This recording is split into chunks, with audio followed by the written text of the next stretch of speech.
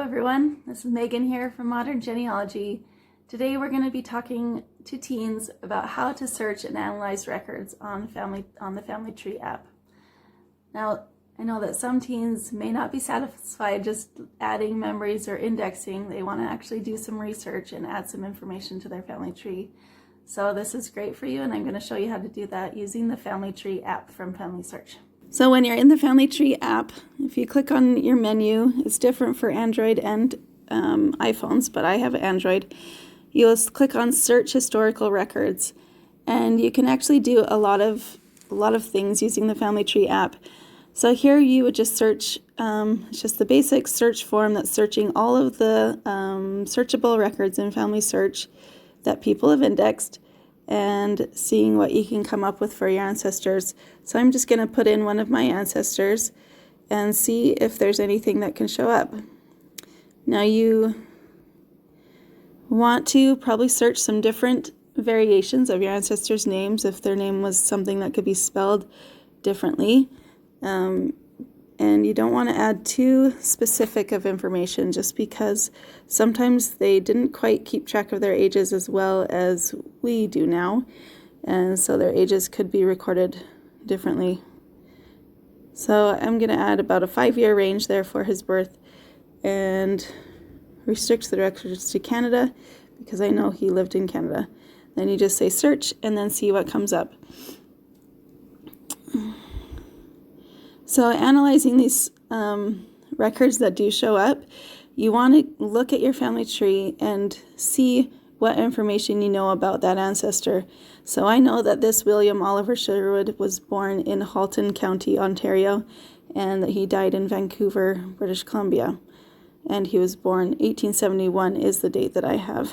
So you would just start clicking on the records that come up and just take a look at them. So this gives you a typed down indexed information, but you always want to look at the original information because we know that sometimes indexers do make mistakes. So let's take a look at the original document and we will see if we can find any more clues. Sometimes you can find more information there that's just in the indexed section. So here in the bottom left corner, it has his birth date, June 6, 1871, William Oliver, his father's name, the mother's name, his father's occupation of farmer. That was not in the index information, so that's a fun clue. And then the signature of the informant. So that just means the person who provided the information. So that was William Sherwood, and he's a father, and he lived in Nelson. When it was registered, and then the name of the doctor, it looks like there, and the signature of the registrar, and it's in Nelson, Halton County. So that gives you some information about your ancestor. So now that you have that record, you can see that it's already attached to him in FamilyTree. At the bottom it says that who it's attached to.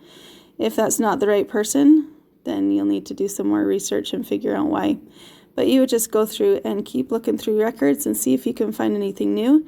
Or you can, if you click, this is Records tab, do you see that there? You can click on the Collections tab and you can narrow down what collections, so those are just groupings of records in FamilySearch that you want to specifically look for. So maybe you just want to look for births, so you would just click on the births there.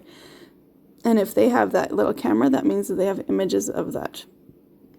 You can also refine your search, you can change it, or you can filter your results by their birthplace, the birth year, where they were married, and all of that.